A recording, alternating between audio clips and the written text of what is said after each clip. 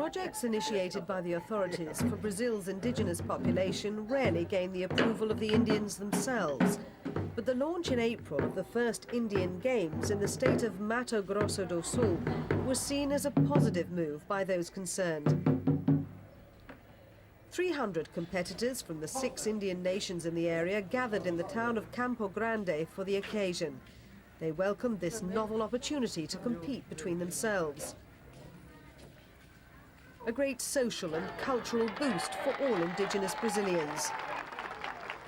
The presence of the sports minister and soccer hero, Pele, underlined the government's commitment to and respect of Indian customs. 50 tribes were represented. Some of the larger ones had sent several teams to participate in traditional as well as in modern sports. Young and old had made the journey so as not to miss the show. A chance to reassert the importance of sports derived from the pursuit of humble but vital skills.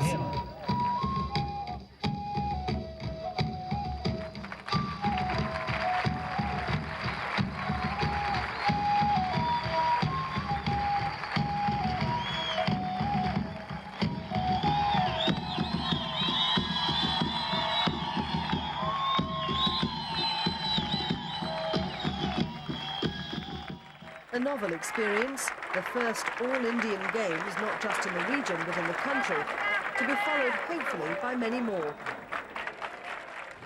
I think this is very, very, very important for us Brazilians, because I used to say every Brazilian has a little blood of Indian in your body. This is important. For all the enthusiasm, this was a low-profile affair. But there were good results. One member of the Jaguapiru tribe, Edson Arantes, without any prior training, was to run the 100-meter race in 12.4 seconds. Over a 4-day period, the efforts and achievements of its indigenous peoples were the focus of attention in Brazil's sports arena.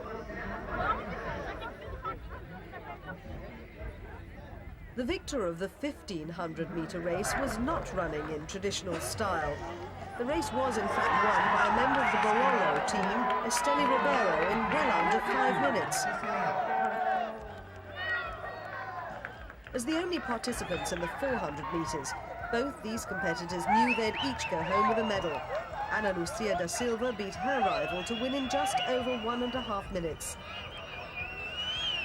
Few women, only 4 competed. One was leader of the winning team in the tug-of-war competition.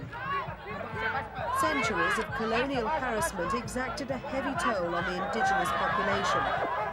But recently, with only 200 of them remaining, members of the Guato tribe were allowed to reoccupy their ancestral grounds, a small island close to the border with Bolivia. Now they were a confident nation again. Os mais fraquinhos. We brought the weakest, the youngest and oldest who are weaker came along. Que são os mais novos. Os mais fracos ficaram tomando conta da aldeia. Tá tomando conta da aldeia. The strongest stayed at home to look after the Eu entrei no community. meio, né? So I came along in between to help É the que men. os guató não são machistas. They're not sexist. Eles aceitam que They as don't mind mulheres the women ajudam. helping them. If the Games focused on traditional aspects of Indian life, they also provided an excellent reason to revive ancient skills, a point made by the competitors themselves. Essa já era uma ideia We had this pensada idea mais ou a menos few years há ago. alguns anos atrás. Não é It uma wasn't the white iniciativa man's do homem initiative. branco, essa foi uma And at the iniciativa time, nossa, they didn't take us mas seriously. nós nunca fomos levados a sério. Now E me it's parece que happening agora at the as right coisas estão time, acontecendo no at the tempo right certo, hour. na hora certa. I believe it's a good idea. Eu And I creio think que that é uma through this ideia idea, muito boa we can e develop eu acho que and get recognition in the através field dessa of ideia nós sport. podemos alcançar, Such an opportunity destacar-nos was nesse never offered segmento before to the através do Brazilian esporte. Indian. Uma chance que nunca foram dadas aos índios But now we can brasileiros. make Eu our creio own que nós contribution podemos colaborar com o and nosso fulfill potencial our indigenous potential. indígena também. Some traditional skills have endured, but circumstances are all important. The organisers of the Games were blamed for the poor results of the fishing contest. Traditionally, fish would be caught with spears, not in muddy lakes, but in limpid river waters, where it could be seen clearly. Today, Brazil's Indians make up only a small fraction of the country's population of more than 150 million. but they're still defined as minors under the law. They have the right to occupy their traditional lands, but are denied full ownership. As a result, timber companies continue to invade Indian reserves, and fraudsters sell plots of Indian land using false titles. And since the big ranchers form a powerful elite, reform which would benefit the dispossessed indigenous people of Brazil is not seen as a priority.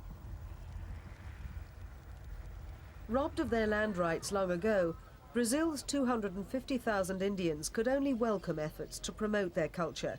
That this should occur in Mato Grosso do Sul, which alone is home to almost 30,000 Indians, contributed to the overall success of the Games.